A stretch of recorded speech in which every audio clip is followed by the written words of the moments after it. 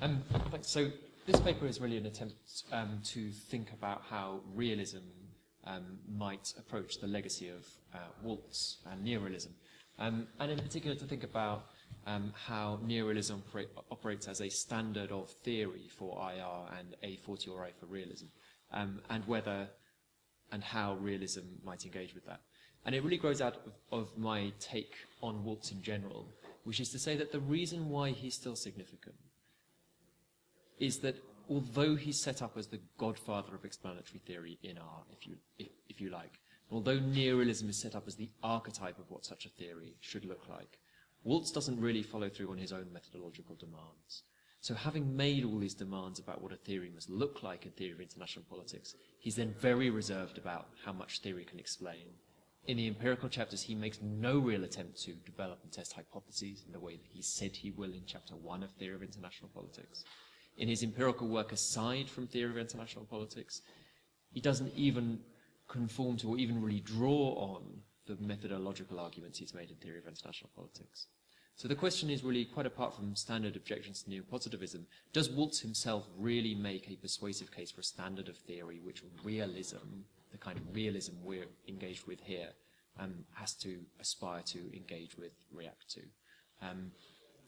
And the way I go about it in the paper really is to look at an important distinction that Waltz himself draws between realist thought and neorealist theory, and to kind of invert that, and then to use that inversion to look at some of Waltz's earlier empirical work and to draw from that some lessons or some productive ways of thinking about realist theory. So there's an important sense in which the difference between neorealism and realism is primarily methodological. And that's reflected in many of the later defenses of his thought that Waltz generates. And those are partly just retrospective attempts, if you like, to insulate neorealism from attack, but I think there are also some important methodological arguments there. And one in particular that I want to focus on is the retrospective distinction between neorealist theory and realist thought. And Waltz criticized earlier realists' misapprehensions about the nature of theory. For example, he criticized Morgenthau's appreciation of the role of the accidental in the occurrence of the unexpected in politics. He says it's dampened his theoretical aspirations, wrongly, in Waltz's view. Because Waltz's view is that a theory can only be written by leaving out most matters that are of practical interest. He objects that his critics fail to understand that a theory is not a statement about everything that is important in international political life, but rather a necessarily slender explanatory construct. Adding elements of practical importance, he argues, would carry us back from a neorealist theory to a realist approach. Okay, so this is the key distinction between theory and thought, theory and approach, theory and analysis, theory and theory application, theory and explanation. And the question I think it raises for us is, well, okay, how can the factors that are left out of theory then be reincorporated? And this is where the distinction between theory and analysis becomes important, because Waltz's position is that much is included in an analysis, but little is included in a theory.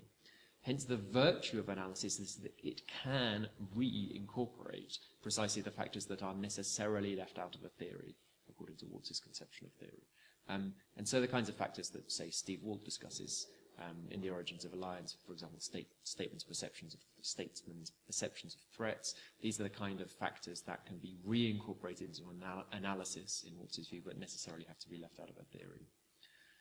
And so I think the way to understand Waltz's point about realist thought is certainly not that it lacks utility, but that it is untheoretical. Analysis is important, precisely because it is not limited in the way that theory is. And for Waltz, of course, substantive explanations fall under the category of analysis rather than of theory. The weakness of realist thought or analysis is that its ingredients aren't systematically related to one another except when drawing on a background theory. And that's what realism lacks and what, according to Waltz, and what Waltz claims to provide. Now, I want to invert this, and I do that by sort of raising two concerns. First, Waltz provides absolutely no indication about how one moves from theory to analysis, aside from suggesting in characteristic fashion that the application of theory is a perplexing and uncertain matter. Secondly, the way in which he draws the boundary suggests that much of his own work, and especially his earlier empirical work, must also be regarded as analysis. Moreover, given that many of the empirical arguments that crop up in theory of international politics were developed much earlier, in many cases in the early 1960s, and independently of the theoretical and methodological apparatus that he later develops in theory of international politics, and given that Waltz can't say how theory underpins analysis, surely his empirical work must be regarded as precisely the kind of unsystematic analysis for which he criticizes earlier realists.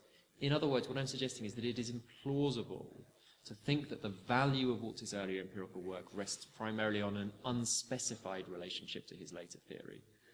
The lesson I draw from that is perhaps we should take Waltz's analysis seriously in its own right.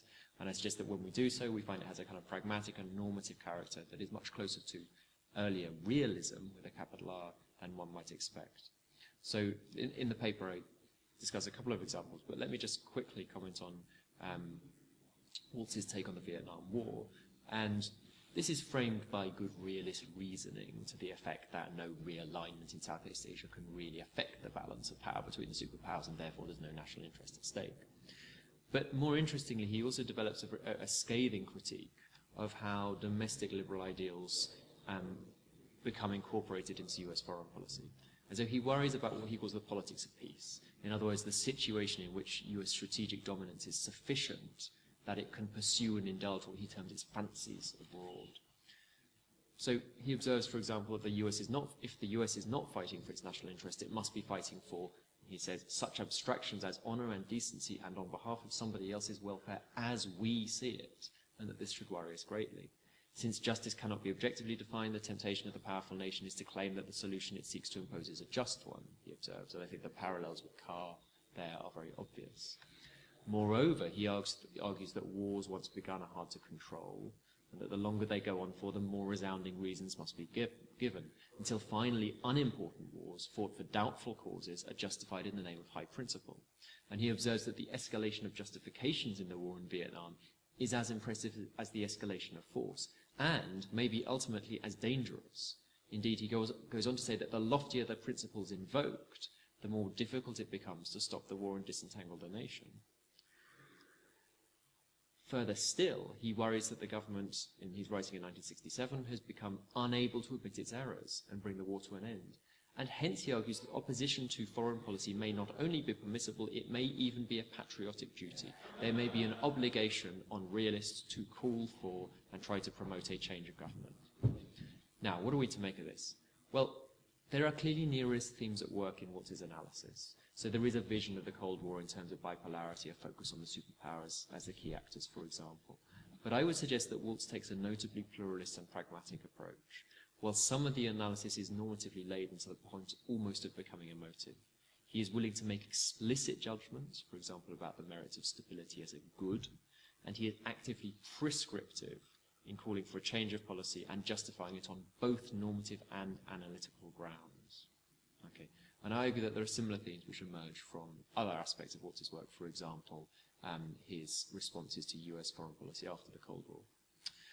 What I sort of now want to do is to say, well, okay, having sort of taken Waltz's analysis seriously in its own right and sort of draw out some of its pragmatic and normative and pluralistic qualities, where does that leave us in terms of thinking about the relationship between neorealism and realist theory?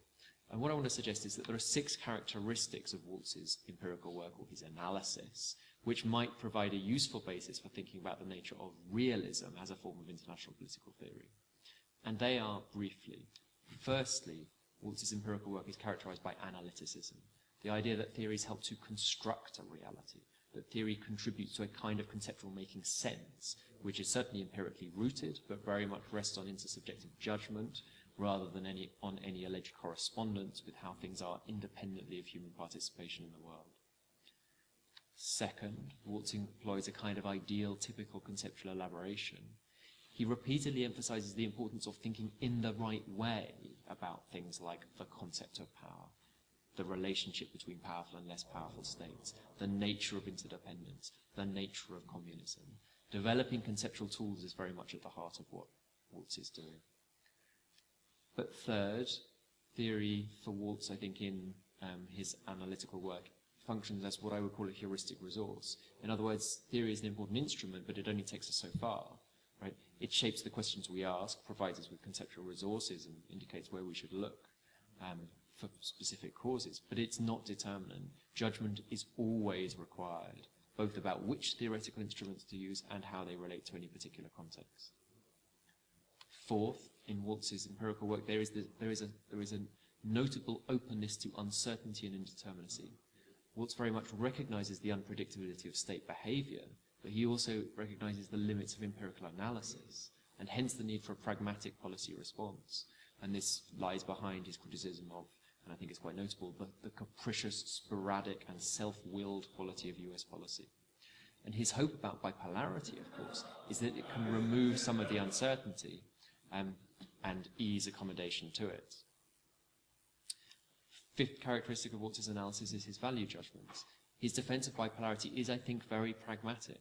It is a way of achieving stability, which in his view is the best that can be achieved in a dangerous world characterized by the presence of nuclear weapons, given the danger attaching to other options. And he does indeed engage, although briefly, with the idea of a kind of international government, and actually makes the case that this is even more dangerous. So there is a kind of pragmatic value judgment going on, an awareness of the need to make judgments that are rooted in both empirical and normative analysis. And sixthly and lastly, I think his work is obviously characterized by a kind of policy prescription and a willingness to defend policy prescriptions on empirical and normative grounds. And although Waltz doesn't pursue this thought, I think that very obviously points towards the need to reflect on the constitutive nature of realist theory. Okay, so to wrap up, first a qualification, which is that I'm not trying to rehabilitate Waltz here. I'm not sort of trying to draw Waltz back into the category of traditional realist. What I am trying to say, though, is that there are elements of his work which look, perhaps surprisingly, much more like realism and much more like an international political theory than one would get from simply reading Theory of International Politics or from responding to the characteristic critiques of Waltz in the field.